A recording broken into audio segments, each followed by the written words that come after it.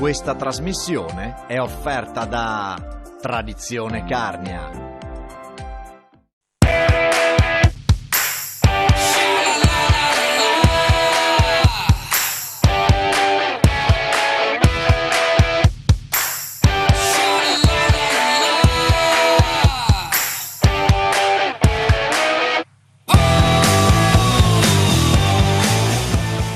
Buonasera e ben trovati a un'altra puntata di Economai FVG. Questa sera parliamo di cibo, di vino, di buon mangiare, facciamo un po' il punto su quello che è il settore dell'enogastronomia, dell'agroalimentare della nostra regione, che ha sofferto sicuramente per la pandemia come tutti i settori, ma forse un po' meno, perché tutto sommato insomma il nostro prosciutto, il nostro formaggio, i nostri vini riescono a essere una bandiera del Friuli nel mondo, lo sono tuttora, insomma contribuendo sicuramente a una fetta importante del nostro export. Vogliamo quindi fare un po' il punto, a che punto siamo, insomma come sta andando questo settore e anche però quali sono le criticità che lo riguardano. Lo faremo con gli ospiti che vi presento subito, a cominciare, lo ringrazio molto per essere qui con noi, l'assessore Stefano Zani, l'assessore della nostra regione alle risorse agroalimentari. Buonasera assessore. Buonasera a tutti. E come detto, insomma, il piatto che abbiamo condito questa sera è un piatto ricco, come vedete anche dal nostro titolo, allora ci abbiamo messo tanti ingredienti. Buonasera e benvenuto a Mario Cicchetti, direttore del Consorzio del Prosciutto San Daniele. Buonasera. E accanto al San Daniele non può mancare anche il Montasio. Buonasera a Renato Romanzin, direttore del Consorzio Montasio. Buonasera. E buonasera anche ad Adriano Gigante, presidente del Consorzio delle DOC del Friuli Venezia Giulia, perché il vino, insomma, una spruzzata di vino sopra ci sta a pennello, direi. Buonasera a tutti. Grazie, se non avete mangiato forse vi abbiamo fatto venire fame. Prima di sentire i nostri ospiti però vi faccio vedere questa scheda che riassume un po' quelli che sono i numeri che riguardano questo settore tracciati da ERSA, insomma all'inizio quelli del 2021. Vediamolo allora. L'agroalimentare made in Friuli non conosce crisi, come certificano i dati dell'ERSA. Il primo semestre 2021 è stato caratterizzato dalla ripresa degli scambi commerciali con esportazioni per oltre 424 milioni di euro di prodotti alimentari regionali, più 15% rispetto al primo semestre 2020, e 87,3 milioni di euro di prodotti agricoli regionali, più 9,8%, che hanno superato i valori prepandemici. Questo incremento, associato a una crescita più lenta delle importazioni, 378 milioni di euro, più 8,4%, ha mantenuto la bilancia commerciale su valori nettamente positivi.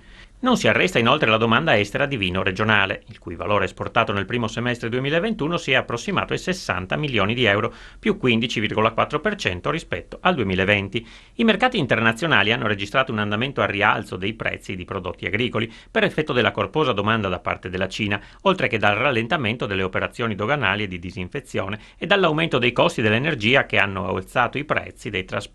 I prezzi di cereali e culture oleaginose sono risultati così in costante aumento a partire dall'autunno 2020 fino a tutto il 21. I prezzi dei mercati regionali ne hanno risentito positivamente, portando a stimare un aumento del valore economico generato dal comparto cerealitico, 141 milioni di euro, più 27,5%, e delle culture industriali, 57,1 milioni di euro, più 16%, nonostante i cali produttivi. Resta da valutare l'effetto sul comparto zootecnico, dove i prezzi delle carni hanno registrato incrementi positivi rispetto al 2020. Buono l'andamento dei consumi di Montasio, con vendite cresciute dell'11%.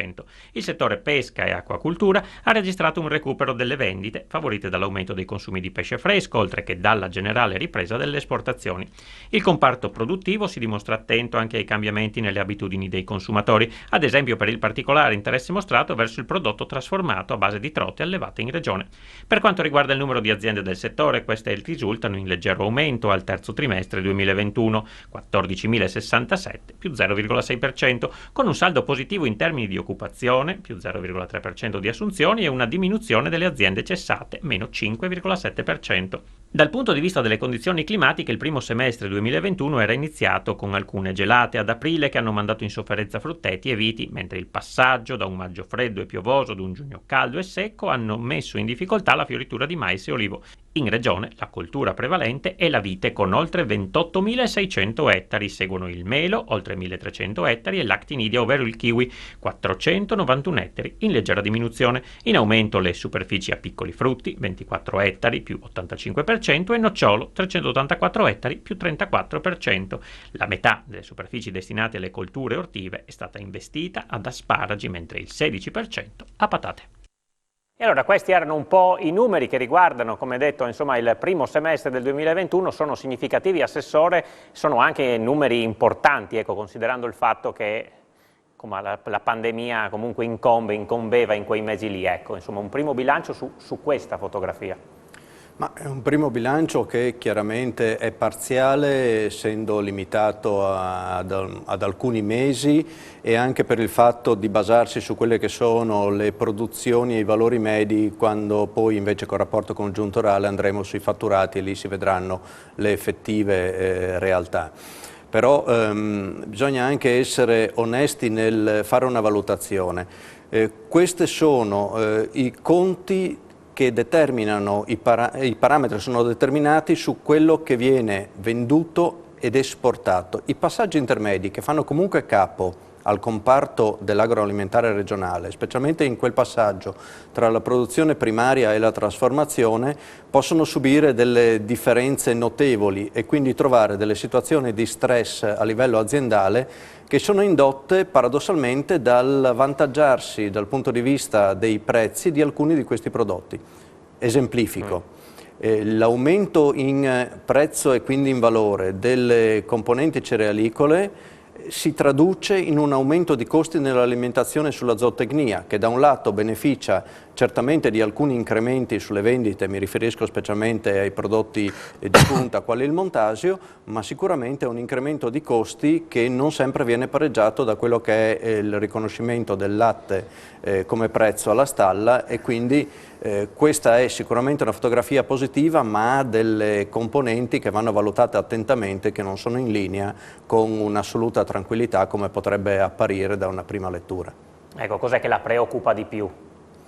La preoccupazione sta proprio in una congiuntura che nel 2021 aveva già avuto dei segnali importanti. Temiamo che il 22 sarà ancora più difficile da gestire, che è legata ai costi dell'energia, che credo chiunque stia in questi giorni sperimentando l'aumento direttamente nella propria famiglia, legata al fatto che comunque le componenti obbligatorie per le produzioni, le alimentazioni, vanno sempre ad incrementarsi, e alla velocità di incremento di quei prezzi in vendita e al consumo, che non può certamente essere della stessa intensità rispetto all'aumento dei costi delle materie prime e dell'energia. Questo crea una bilancia che squilibra in negativo il settore primario, e questo preoccupa perché oggettivamente tutte queste sono delle imprese, le imprese si basano su un conto economico positivo a fine annualità. Non è così semplice riuscire a far quadrare i bilanci delle imprese. Sì, il Premier Draghi insomma, ha promesso interventi ancora più strutturali per quanto riguarda il caro energia. Non parliamo poi della benzina, che abbiamo visto insomma, toccare livelli quasi ai 2 euro in alcuni punti, anche in alcuni impianti della regione, e quindi questi costi finiranno inevitabilmente. Come diceva lei, abbiamo visto un quadro di un anno fa circa. Questo 2022 è iniziato in maniera difficoltosa da questo punto di vista, e come tutto questo poi si ripercuoterà su questo settore, come in altri evidentemente. Questo Assessore, ecco. Ma, credo sia abbastanza evidente, qui parliamo veramente di algebra, facciamo dei conti e questi conti danno costantemente questo tipo di risultato. Certo bisogna anche confrontarsi con una serie di parametri per cui determinati prodotti che ad esempio escono dai mercati regionali o nazionali possono avvantaggiarsi del momento congiunturale, perché magari sul mercato estero si riesce ad avere un incremento della marginalità. Ripeto, non voglio essere così costantemente negativo, perché non è questo assolutamente il contesto, però dobbiamo guardare alla salute del comparto nel suo insieme. E quindi oggi queste difficoltà che alcuni settori soffrono pesantemente non hanno una prospettiva particolarmente rosea di fronte. Dovremmo capire a livello congiunturale e a livello strutturale, specialmente dal punto di vista nazionale, se gli interventi riusciranno a calmierare questa condizione per riuscire a consentire alle imprese di superare questo momento difficile. Mario Cicchetti, entriamo un po' anche in quelli che sono i settori. Ecco, il prosciutto di San Daniele in questo momento come sta andando, in riferimento anche ai dati insomma, che abbiamo sentito per quanto riguarda già qualche tempo fa, ma qual è la situazione attuale?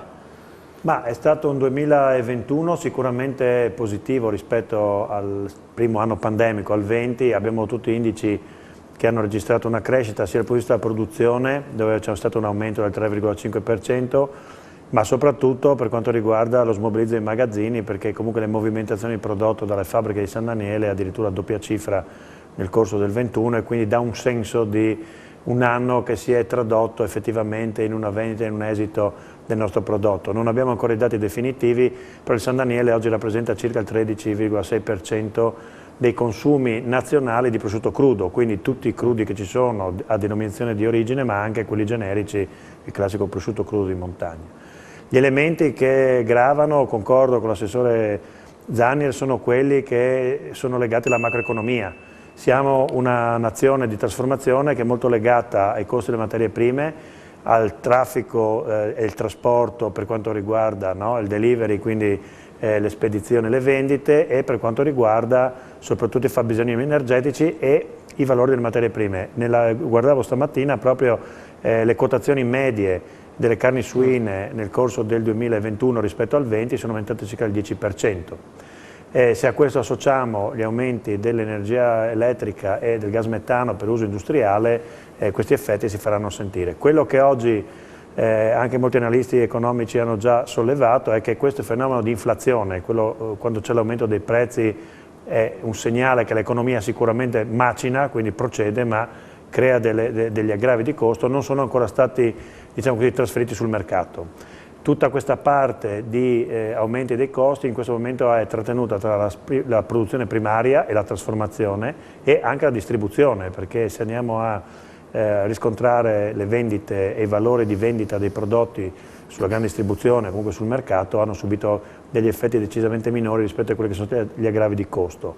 Questi sono elementi che andranno valutati in un mercato che nel 2022 sicuramente evolve e dove probabilmente anche il consumatore deve rendersi conto che qualche aumento di prezzi se lo potrà trovare sul carrello. Di positivo c'è che per il distretto di San Daniele c'è stato un rafforzamento sicuramente sia dal lato produttivo che dal lato delle vendite, c'è un consolidamento delle imprese che ci operano e tutto sommato siamo l'anello terminale di una filiera che è virtuosa, perché oltre ad essere, come sappiamo, al 100% italiana, con una filiera che si snociola dall'allevamento, quindi dalla nascita dei suinetti fino alla macellazione e poi alla trasformazione, mantiene comunque una buona dose di reddito per quanto riguarda il settore e soprattutto mantiene una forte connotazione, anzi una esclusiva connotazione nazionale, e quindi costituisce sicuramente un baluardo sia per quanto riguarda lo Stato sia per quanto riguarda la nostra regione, perché comunque non dimentichiamo che il Friuli è la quinta regione italiana per produzione di suini e è fortemente inserita dentro il sistema San Daniele, quindi sicuramente abbiamo fatto quello che ogni tanto si fa fatica a fare in questo paese, il sistema, e quindi anche nei momenti sia quando va male come è stato nel 2020, sia quando va meglio come nel 2021, poi si ottengono i risultati tutti insieme. Grazie, poi parleremo anche di export, ci fermiamo per la pubblicità perché poi entriamo anche in quelli che sono i gusti del formaggio e dei vini a tra poco.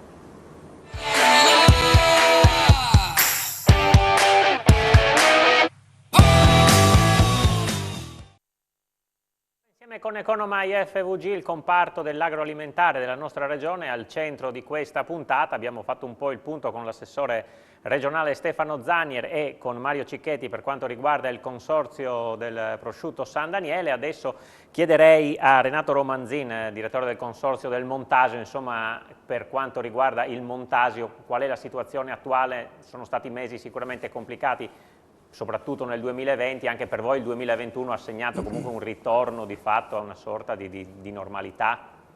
Beh, diciamo che il 2020 per noi era stato un anno positivo perché l'unica DOP che abbiamo nel settore lattiero-caseario del Friuli Venezia Giulia si era riposizionata verso dei valori abbastanza tradizionali e ricostruendo un'affezione del consumatore nei confronti di questo prodotto tipico che rappresenta la tradizione casearia della nostra terra, perché la nostra terra si è caratterizzata proprio producendo prima la latteria e poi, una volta che gli ha dato un'identità certificata, nel formaggio Montasio, quindi un prodotto nato per durare nel tempo. Il 2021, avendo avuto una crescita di quasi del 10% nel 2020, c'è stato diciamo, un consolidamento di quello che era la posizione e lo riteniamo un fatto naturale. Per quanto riguarda il settore in questo momento, siccome noi siamo l'espressione di una filiera che quindi parte dall'allevatore delle vacche da latte e che trasforma circa calcoliamo circa 60 milioni di litri di latte sui 250 della regione Friuli di Venezia Giulia, diciamo 45 vengono trasformati, prodotti in Friuli di latte, vengono trasformati in montaggio. Quindi rappresentiamo una fetta economica anche importante per quello che è il valore del settore lattiero-caseario. Si consoliderà sulle 900.000 forme vendute, sicuramente il 2021, riusciremo, adesso stiamo tracciando e raccogliendo gli ultimi dati anche da parte, con i magazzini non vuoti ma in equilibrio con quello che noi vogliamo offrire, quindi un prodotto che abbia una stagionatura minima di 90 giorni.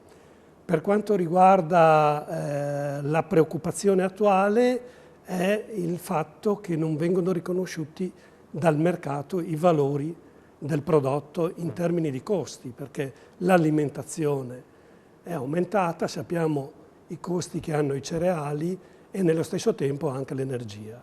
Perciò in questo momento soffriamo. È un problema solo vostro o di tutto il mondo del formaggio, diciamo? No, tutto il mondo del formaggio. E in più c'è da tenere in considerazione che anche la materia prima latte ha subito dei rialzi di prezzo che non siamo riusciti a ribaltare, cioè i trasformatori non sono riusciti a ribaltare sul mercato ancora.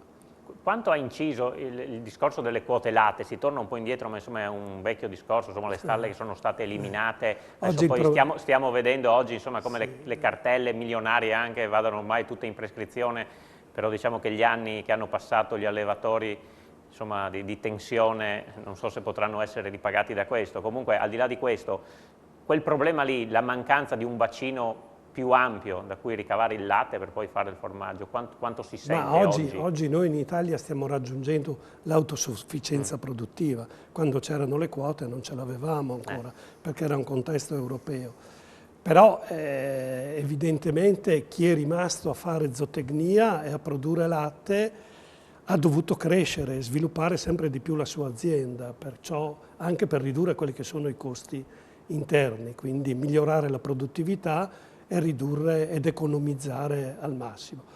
Nel nostro territorio non è sempre facile questo per il frazionamento che hanno le aziende ed è per questo che andrebbe riconosciuto un valore corretto a quello che è il prodotto sul mercato. Se noi pensiamo che 100 grammi di formaggio montasio, dove ci vogliono 11 litri di latte per fare 1 chilo di prodotto, lo trovate sul mercato a 9 euro, che sono 90 centesimi. Mi sembra un po' poco. Come si può rimediare? Come si può alzare un po' l'asticella senza andare a intaccare? Non è che per questo. Oggi come oggi ci alimentiamo non solamente per nutrirci, ma per vivere anche delle emozioni. Certo. E pertanto dobbiamo riconoscere a queste emozioni anche i corretti valori. Forse noi qui in Friuli siamo un po' penalizzati dal fatto che essendo il prodotto leader diventa il prodotto civetta che sposta i consumatori, pertanto anche le catene distributive a volte frenano quello che è il corretto valore che potrebbe avere il prodotto. Ecco, Assessore, su questo si può in qualche modo intervenire? Non è facile perché naturalmente il mercato insomma, è difficile orientarlo, però... Esatto, perché prima cosa il mercato è libero ed essendo libero per sua natura non può essere predeterminato a livello di quello che è il prezzo di vendita. L'orientamento si cerca di farlo rispetto alla sensibilizzazione del consumatore su una cosa che il direttore Romanzin ha accennato ma su cui credo dovremmo tutti prestare alta attenzione. Siamo sempre a livello di consumatori più propensi a chiedere di avere garanzie di elevata qualità, garanzie di elevati contenuti dei nostri prodotti anche in termini di sostenibilità degli stessi.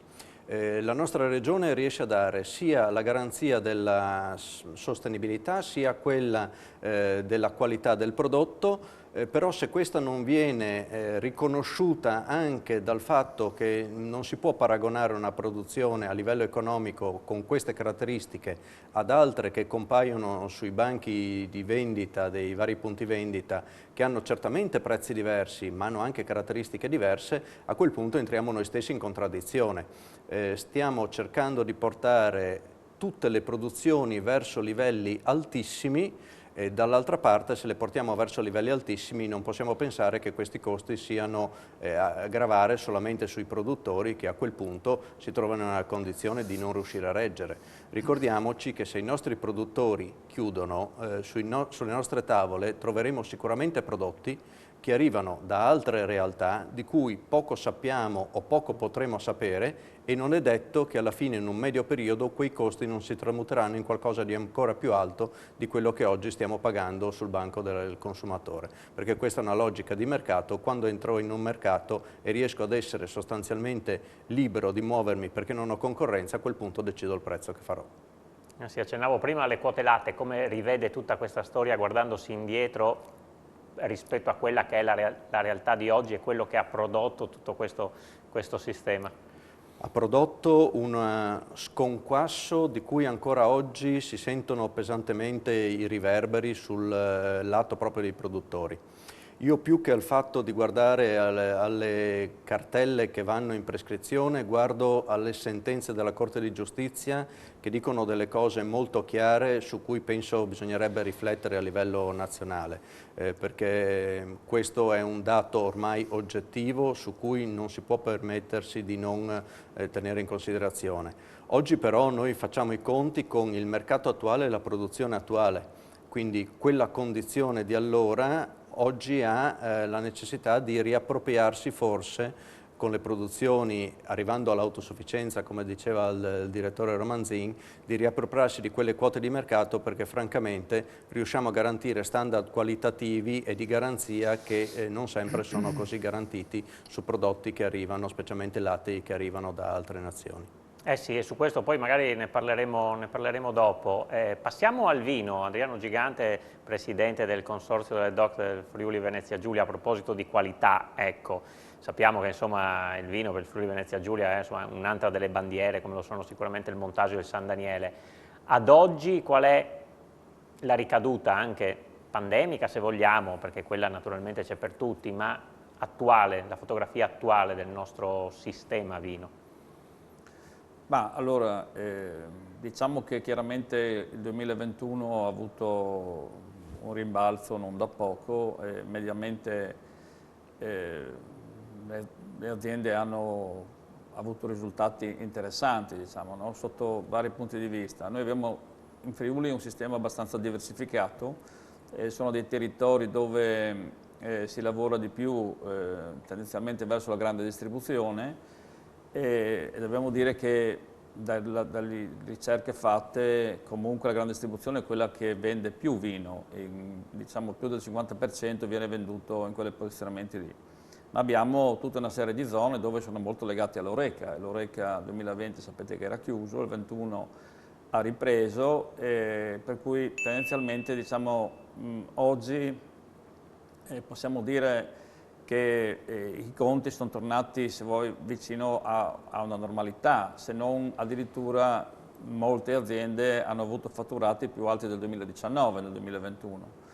Per cui al di là di quelle che lavorano in grande distribuzione hanno fatto bene anche nel 2020, tra l'altro, perché alla fine se andiamo a vedere i numeri, proprio questi giorni qui, su anche suggerimento di una cosa che la volevamo anche noi da anni, abbiamo fatto uno dei primi report di uno studio sul posizionamento del Friuli Venezia Giulia sul mercato italiano e dei diciamo, mercati più importanti dove lavoriamo, fra cui Austria, Germania, Stati Uniti e Inghilterra, e dobbiamo dire chiaramente che il Friuli in Italia ha un posizionamento molto alto, dove la visibilità del prodotto c'è, non siamo ai livelli degli anni 90 che eravamo un po' più alti, ma questo è anche normale perché tutta l'Italia ha investito anche sul bianco, abbiamo l'Alto Adige, ma abbiamo altre zone italiane che hanno fatto dei passi molto potenti, per cui bisogna continuamente lavorarci e credo che una delle, se vogliamo, delle cose da portare avanti, quello che abbiamo fatto con le strade del vino è un qualcosa che porterà risultati in futuro nel sistema, portando sempre di più turismo, quello che ha fatto un po' il Piemonte, la Toscana e quant'altro, e sarà un sistema per consolidare, per dare ruolo ai prodotti che facciamo, perché non sempre riusciamo a comunicare praticamente quello che si produce.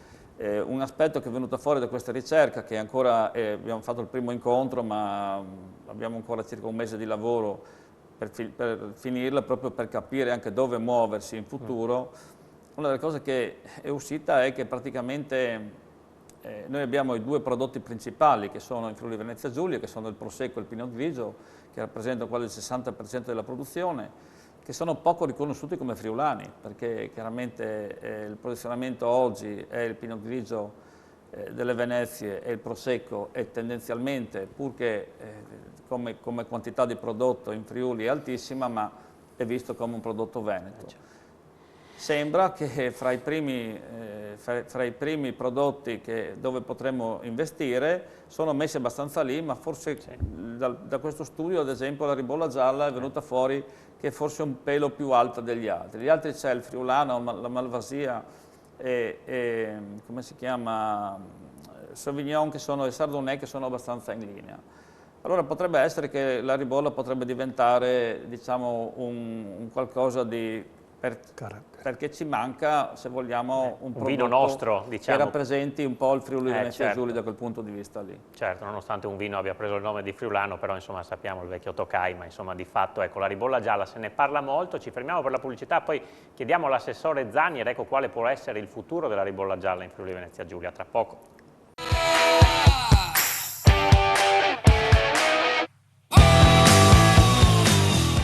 Ancora insieme con Economai FVG, l'agroalimentare al centro di questa puntata. Ci eravamo lasciati parlando di vino e di quello che dovrebbe essere il destino della ribolla gialla nella nostra regione, un vino sicuramente sul quale puntare molto, anche se ci sono delle problematicità che insomma sembrano frenarne una sorta di sviluppo. Assessore Zanier, che cosa si può fare per questa ribolla gialla, che da tanti anni se ne parla, però insomma sembra che non si arrivi mai al dunque? Ma allora, dividiamo le questioni in due tronconi. Uno è quello del punto di vista tecnico, di una difficoltà ancora di cui non riusciamo a capire la situazione a livello nazionale, legato principalmente al decreto etichettature, al fatto che si è già invertito il nome principale del vitigno con il sinonimo e si sta lavorando per riuscire ad avere la possibilità per l'utilizzo del termine ribolla gialla, perlomeno all'interno del Friuli Venezia Giulia o comunque in una condizione che ci riservi questa condizione. E dall'altro invece c'è una decisione che deve essere presa, ma questa compete tutta quanta al mondo produttivo, legata al fatto di queste richieste più volte avanzate di modifiche di disciplinari di produzione. Sappiamo benissimo che ci sono diversi disciplinari legati alle varie denominazioni, ma su questo oggi c'è una situazione in cui oggettivamente c'è uno stallo sul quale credo si debba anche dare una sensibile smossa al sistema, perché aggiungo un tema su cui credo che ormai non possiamo più rimanere ad aspettare. Noi abbiamo a livello territoriale come superficie la più grande DOC regionale, che è la DOC Friuli. Io attendo e spero con fiducia di vedere la richiesta di riconoscimento del consorzio e quella eventualmente anche di Erga Omnes, se magari fosse possibile tutta assieme, ma almeno il riconoscimento per poter partire con i soggetti giuridici che abbiano la capacità di gestire le denominazioni. Senza questo siamo ancora qui ad essere sostanzialmente in un sistema zoppo e il sistema zoppo di sicuro non aiuta a correre. Ecco, è anche un peccato perché insomma si rischia di perdere tempo e si sa che insomma poi qualcuno un po' più furbo potrebbe approfittarne. Quello più furbo di sicuro c'è. A volte non serve nemmeno essere più furbi degli altri, ma almeno cercare di mettere a posto quello che riusciamo in tempi decisamente brevi. Il resto, quello legato alla parte burocratica, francamente è sconfortante. Lo dico anche perché è da poco che abbiamo ricevuto le autorizzazioni, ovvero il fatto che sono state recepite modifiche disciplinari presentate diversi anni fa, e quindi se stiamo attendendo, abbiamo appena ricevuto quelle di diversi anni fa, figuriamoci a quelle che dobbiamo ancora chiedere, quanto tempo ci vorrà per riuscire ad ottenerle. Questione Prosecco, la grande battaglia Prosecco, Prosec, abbiamo visto anche i nostri parlamentari, europarlamentari che si sono mossi. A che punto siamo? Ci sono ancora delle preoccupazioni? Si sta scemando, diciamo, questa possibilità? Allora, qui bisogna essere anche molto chiari. Il fatto che sia stata sostanzialmente iscritta la richiesta in Gazzetta Ufficiale europea della menzione tradizionale per il Prosek croato, dal mio punto di vista, ma credo di poter su questo parlare in maniera molto trasversale tra tutti i produttori che a qualsiasi titolo fanno riferimento a delle DOP già tutelate, è una presa in giro. È una presa in giro perché dobbiamo capirci, o a livello europeo, dove si parla di tutelare le denominazioni di origine, abbiamo fatto delle battaglie per le quali la nostra regione ha subito pesantemente anche dei contraccolpi, ricordo Tokai, che è un nome che è stato perso per i nostri produttori a fronte della prevalenza dell'origine e quindi della denominazione dell'origine che stava in terra ungherese.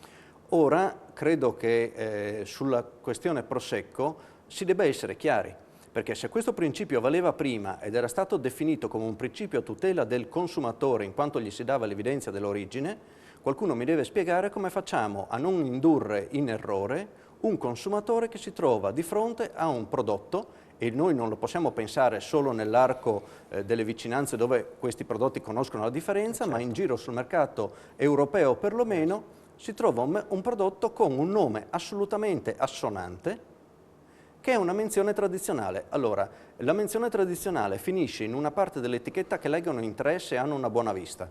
Allora, dal mio punto di vista questo è un sistema per aggirare una denominazione già esistente e non è assolutamente accettabile che possa continuare. Il vero problema è che lo Stato in primis, le regioni e tutti i portatori di interesse hanno presentato le osservazioni alla Commissione europea entro i termini. Vorrei sperare che non passi un'era geologica prima che decidano. Ecco, gigante su questo, anche voi insomma, immagino guardiate con una certa ansia allo sviluppo della questione. Diciamo che da un punto di vista siamo abbastanza tranquilli, perché il Consorzio Prosecco è una potenza assoluta, ma tutti si sono uniti nel sistema perché le regioni e quant'altro, un po' diciamo quasi l'Italia nel suo complesso, no? Perché alla fine consideriamo che il Prosecco è il prodotto più esportato, è un qualcosa veramente che ha creato ormai un'immagine mondiale non da poco, insomma, no? Il riferimento fuori è molto potente. Come dicevo prima, è un peccato che ci dà un po' poco lustro a quello che è proprio il prodotto anche fatto in Friuli, perché in Friuli abbiamo un certo numero di ettari e noi dobbiamo cercare di lavorare su tutto quello che è il complesso invece del Friuli. Io credo veramente che oggi è il momento di lavorare tutti assieme per proprio...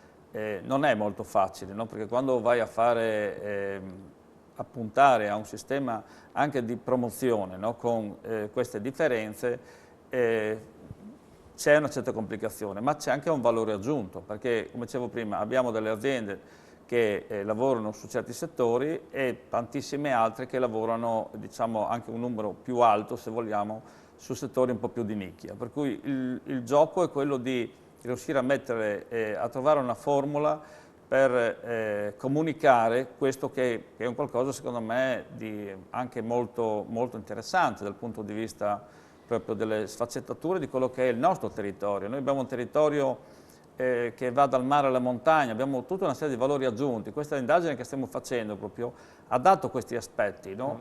Che questo meccanismo proprio di questa differenza può essere il nostro valore aggiunto futuro. Per cui io dico, oggi con la Regione stiamo lavorando benissimo, sia con l'assessore Zanier, ma anche con l'assessore Bini nel complesso del sistema con promotorismo e quant'altro. Una delle cose che ci hanno chiesto, ad esempio questi qui che stanno lavorando, è di lavorare su quello che oggi noi ci siamo già mossi, su questo concetto della Wine Academy, di cominciare a preparare una serie di persone che vadano in giro a spiegare che cos'è esattamente il mondo friulano, come si diversifica e tutte le sfaccettature che ha, per proprio riuscire a dare quello che è diciamo, la realtà del Friuli, con tutte le sue sfaccettature. Ecco, da questa analisi insomma, che citava prima, sono tutti bianchi, alla fine sulla parte dei rossi abbiamo alzato bandiera bianca o allora, com'è? Diciamo che il Friuli, l'immagine è tendenzialmente bianca. Pensiamo che oggi produciamo l'83-84% di vini bianchi e il 16% di rossi. Non dimentichiamo che abbiamo qualche rosso che è posizionato fra i 6-7 prodotti più cari in Italia. Per cui se andiamo a vedere il sistema climatico, il Friuli produrrà dei rossi veramente di altissimo livello. Cioè produciamo poco di questi rossi, certo. Però molto spesso abbiamo dei rossi, è uscito nell'ultimo anno ad esempio il libro sul Pignolo, su questo adesso stiamo cominciando a fare veramente dei lavori a livello internazionale, dove sono state recensite le 62-63 aziende che producono questo prodotto e che può diventare veramente anche un portabandiera, con numeri piccolissimi ma che possono diventare veramente un punto di riferimento. Oggi il mercato mondiale, il Covid ha portato a un qualcosa di questo tipo, c'era già prima ma lo ha ancora più evidenziato, il fatto che si funziona il mercato tendenzialmente verso il basso e verso l'alto. Per cui in particolare dove non ti conoscono, perché dove ti conoscono il problema non esiste, perché il rapporto qualità-prezzo funziona, ma nel mondo, e per cui certi prodotti, vedi come quello che dicevo prima, che può essere quello, ma può essere lo schioppettino e altri, possono diventare dei prodotti di nicchia particolari che possono andare su certi tipi di mercato, che oggi, se andiamo a vedere quello che è successo in altre regioni, questi prodotti qui veramente hanno una richiesta altissima, ma che diventano anche un sistema di immagine per trainare anche il resto. Ecco, abbiamo detto insomma il Prosecco e il Prosecco, lei diceva giustamente il Prosecco ha già un brand, ma proprio per questo, come diceva l'assessore Zanier, metterci vicino un nome. Insomma, sicuramente dalle nostre parti sappiamo cos'è il Prosecco, ma a New York magari Prosecco, Prošek, o da un'altra parte del mondo, ecco, questo per chiedere a Cicchetti, ecco, qual è anche il pericolo imitazioni anche per quanto riguarda il San Daniele oggi in giro per il mondo, quanto vi spaventa e quanto può incidere, ecco, questo fenomeno che sappiamo esserci. Ma diciamo che il fenomeno è abbastanza controllato, è il rovescio della medaglia della celebrità commerciale di un prodotto, quindi va vissuto senza traumatizzare il contesto. Diciamo che quello che è stato per anni un po' un filone di Italian Sounding oggi è abbastanza in alcuni settori risolto, la concorrenza che abbiamo sui mercati internazionali non deriva tanto dalle imitazioni quanto deriva da altri prodotti alternativi. Il sistema ha abbastanza messo in sicurezza per quanto riguarda noi, per esempio, il marchio San Daniele in 62 paesi nel mondo registrato, sui mercati consolidati in cui siamo, che sono una ventina, è un prodotto che non teme contraffazioni, quello che teme ovviamente è l'impatto di mercato. Dicevamo prima, ci sono questioni di percezione del valore, cioè la disponibilità del consumatore di poter spendere e poter apprezzare certi prodotti piuttosto che spendere di meno e apprezzarne altri. Quindi è un lavoro continuo che facciamo tutti per tramutare il valore qualitativo dei nostri prodotti anche in una valorizzazione del mercato. È importante fare il sistema perché raccontare i territori e far riconoscere i prodotti dentro i territori aiuta nella promozione e aiuta anche poi nella conoscenza del consumatore verso queste nostre realtà. Certamente abbiamo avuto casi eclatanti di contraffazione, il più importante, più anche interessante è stato quello che nel 2015 si è avuto in Brasile, dove addirittura un'azienda che aveva registrato abusivamente il marchio San Daniele ci ha visti opponenti, noi del consorzio, affiancati al Ministero brasiliano, perché il Ministero dell'Agricoltura brasiliano aveva da poco introdotto un sistema di indicazione geografica in quel paese, e quindi è stato singolare che il consorzio italiano assieme al governo brasiliano si è opposto all'indicazione abusivamente registrata in Brasile. Quindi questo dà il senso sia della forza del marchio San Daniele e comunque dei brand a denominazione di origine dell'Unione Europea e in particolare quelli italiani, ma anche poi di come una tutela legale diventi anche un elemento di marketing e commerciale.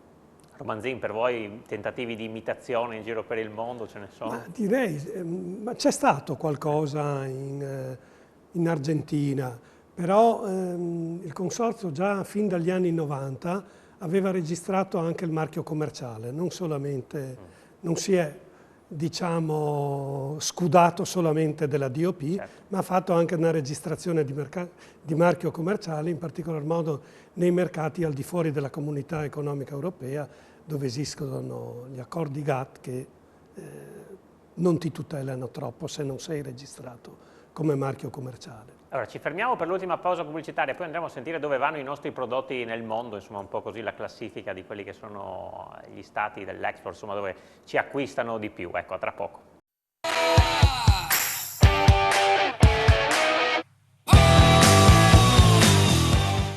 Ultima parte di Economai FVG. Nel nostro piatto ricco di questa sera ci abbiamo messo il vino, ci abbiamo messo il prosciutto, il formaggio e tanti altri ingredienti. Parliamo dell'agroalimentare della nostra regione. Ecco, prima della pubblicità abbiamo fatto anche il punto su quelle che sono le imitazioni dei nostri prodotti, che sicuramente sono molto forti e quindi attraggono anche da quel punto di vista lì commerciale. Prima della pubblicità ho detto poi andiamo a vedere dove vanno i nostri prodotti nel mondo. Torno da Romanzin per chiedere insomma il Montasio, poi quali sono gli sbocchi, chi è che ci acquista di più? Beh, il Montasio per ora, i mercati sulla quale riesce ad avere una certa penetrazione, una certa distribuzione, ancora piccola, sono il Giappone, dove i prodotti italiani sono molto considerati di tutto l'alimentare, e poi negli Stati Uniti e in Austria, che è il mercato a noi vicino.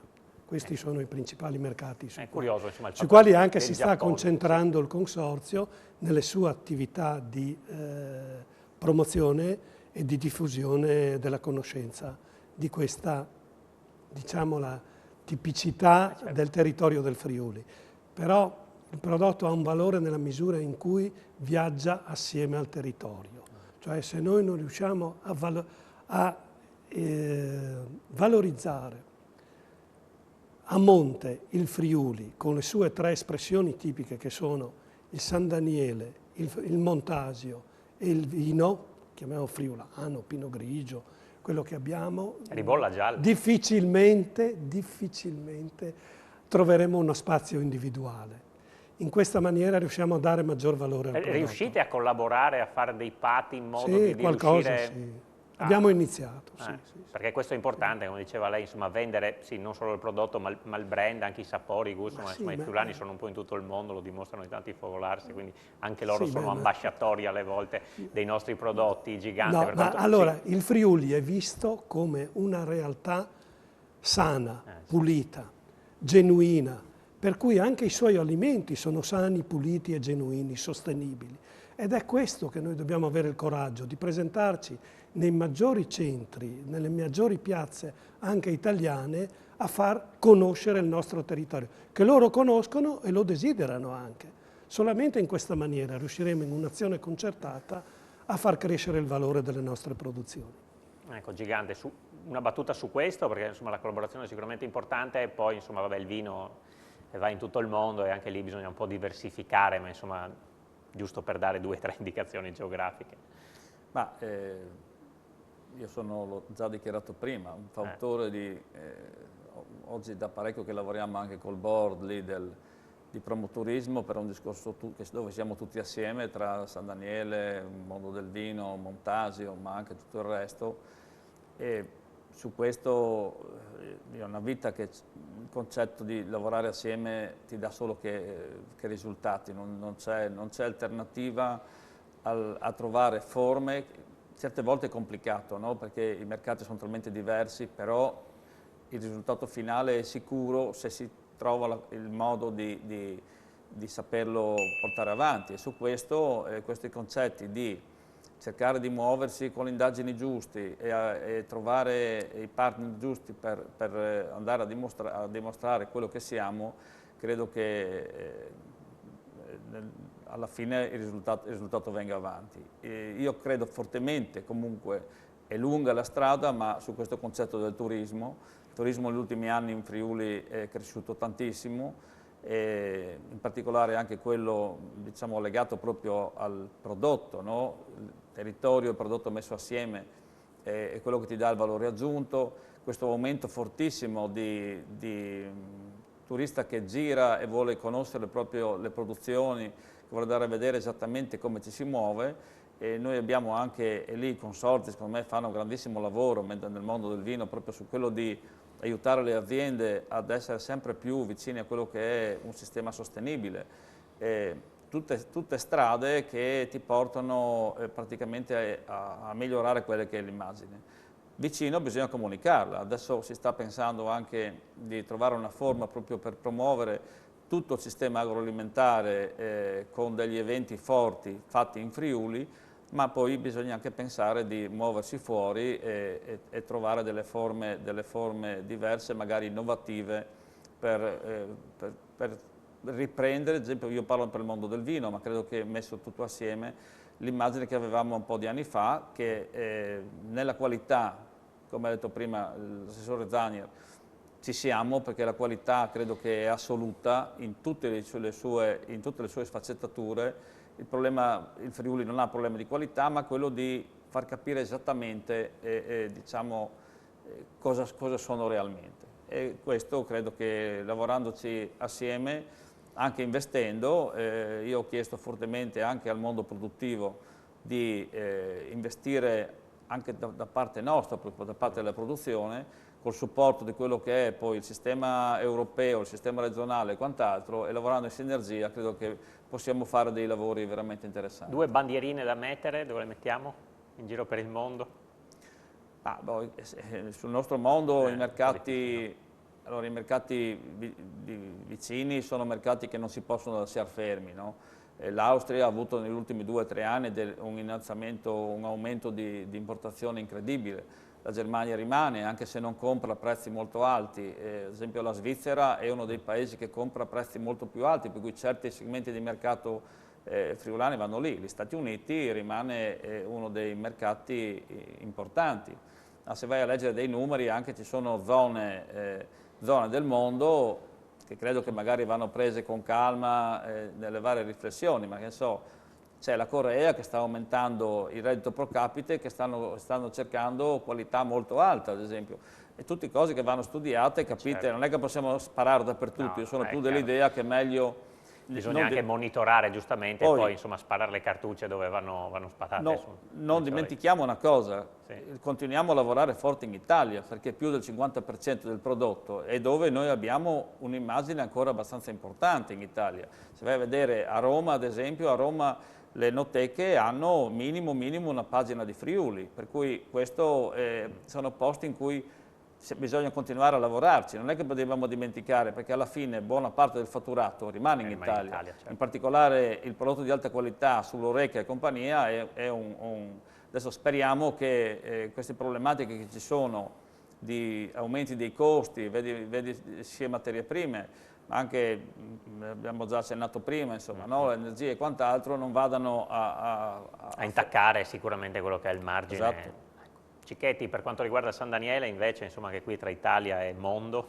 Beh, San Daniele ha una quota export ormai consolidata intorno al 16-17%, non ho le proiezioni ancora di fine anno 2021, però insomma siamo abbastanza stabili sui principali mercati, in primis la Francia, Stati Uniti, Germania, un mercato lontanissimo che però è importante per San Daniele è l'Australia. Poi siamo presenti un po' a diverso titolo, un po' in tutta Europa e in Canada, che è lo stato che è importante, che assieme all'Australia abbiamo acquisito come esportazione negli ultimi 15 anni e dove si lavora bene. È sicuramente importante quello che hanno detto tutti quelli che mi hanno preceduto, cioè come dicevamo prima anche legare quelli che sono i fattori del Friuli a quelli che sono i nostri prodotti. All'estero anche questo argomento vale, perché ovviamente ci si riconosce meglio se si sa da dove vengono determinati prodotti. Ecco, siamo quasi in chiusura. Il discorso della peste suina che insomma sta un po' allarmando, insomma, non la produzione, ma insomma tutto il settore zootecnico, ecco, quanto vi spaventa? Allora, dal punto di vista del consumatore non ha nessun tipo di problematica, perché è una epizootia, quindi è una malattia che interessa solo gli animali, non contagia gli uomini, non crea pericoli per la salute e né per il contagio. Crea problemi invece nel mondo animale perché è una malattia molto contagiosa, interessa i suini, quindi va gestita in maniera molto oculata perché si deve evitare il contagio. Come altre epidemie è partita dall'estremo oriente e in anni ha galoppato un po' in tutto il pianeta arrivando fino all'Europa. In Italia si è, ai noi, manifestata all'inizio dell'anno nella zona del nord-ovest, tra Liguria e il Piemonte. La zona è molto circoscritta, lo Stato e il governo italiano sono intervenuti in maniera abbastanza massiccia per limitare la zona. Certo, dove ci sono i focolai infettivi bisogna purtroppo provvedere all'eradicazione degli animali e del virus, quindi non ce ne abbiano gli animalisti, ma per mettere in sicurezza gli allevamenti, le stalle e le fattorie italiane bisogna che gli animali vengano concentrati e purtroppo eradicati in quell'area. Assessore Zanier, su questo insomma, preoccupazione sì fino a un certo punto, insomma, attenzione sicuramente. No, attenzione sicura, ribadisco quanto il direttore ha detto prima, perché altrimenti c'è un rischio che l'informazione non sia corretta. Per il consumatore non esiste alcun tipo di pericolo. Per quello che riguarda l'allevamento la condizione è diversa, però volevo anche evidenziare che in quel percorso accennato prima, dove dall'estremo oriente questa epizoosia si è spostata verso occidente, noi abbiamo assistito a dei fenomeni molto particolari, per cui il caso italiano è uno di questi, l'altro è il caso del Belgio di un anno e mezzo fa, dove il virus ha fatto uno spostamento di centinaia di chilometri per un semplice motivo. Non è arrivato in via naturale, quindi trasmettendosi sulla fauna selvatica. Quella linea è ancora lontana dai nostri confini, ma è arrivata attraverso una via antropica, quindi trasportato di fatto dall'uomo. Quindi anche qui l'intervento deve essere gestito dal punto di vista tecnico e non emozionale. Tecnicamente è corretto l'approccio che a livello nazionale si è creato, ovvero ci si concentra sulla zona focolaio, si fanno gli interventi sulla zona focolaio, si fanno tutta quella serie di accorgimenti nelle aree cuscinetto, però non dobbiamo pensare di bloccare quella trasmissione naturale che avviene ormai in via quasi impossibile da fermare, ma che rimane molto lontana dai nostri confini. Cioè questi sono casi che quando arrivano vanno chiusi nel più breve tempo possibile. Spiace se lì gli interventi devono essere anche cruenti, perché c'è poco da fare, però la manifestazione di quel focolaio va chiusa nei tempi più rapidi possibile. Non dobbiamo lasciare spazio per l'endemizzazione, perché questo sarebbe a quel punto fatale. Però ricordiamoci, non è una evoluzione che avviene in questi casi con uno spostamento naturale del virus, perché la condizione a quel punto sarebbe completamente diversa. Sì, sarebbe di sicuro più grave, insomma comunque è bene che ci sia insomma, la guardia alta su questo settore. Siamo arrivati alla fine della puntata, io ringrazio tanto i nostri ospiti che sono stati con noi questa sera e con i quali abbiamo insomma, fatto un po' un quadro di questo settore con le nostre insomma, punte di diamante, il montaggio, il prosciutto di San Daniele, i vini che sono tanti. Grazie in particolare all'assessore Zanier per essere stato con noi, grazie ad Adriano Gigante, a Renato Romanzin e a Mario Cicchetti, grazie anche alla regia di Giandomenico Ricci e Martina Beraldo. Questa puntata di Economai FVG termina qui, l'appuntamento è come sempre per giovedì prossimo. Buona serata.